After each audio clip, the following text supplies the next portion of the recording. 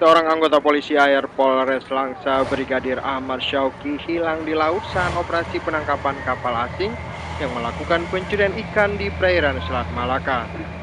Korban terjatuh dari kapal dan tenggelam. Upaya pencarian terus dilakukan.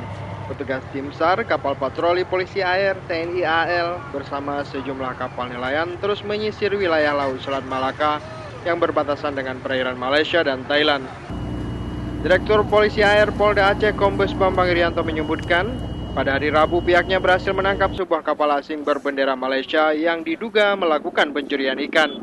Namun naas seorang anggotanya hilang setelah terpleset dan jatuh ke laut. Dari anggota kita pada saat melakukan pemeriksaan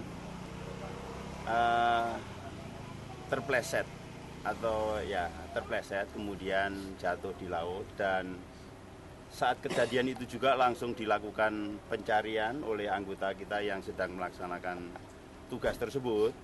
Kemudian kemarin juga sudah tim dipimpin langsung oleh Pak Kapolres melakukan pencarian juga. Sementara sebuah kapal berserta 4 ABK telah ditahan di pelabuhan Kuala Langsa. Dari Langsa, Said Maulana melaporkan untuk Aceh Video.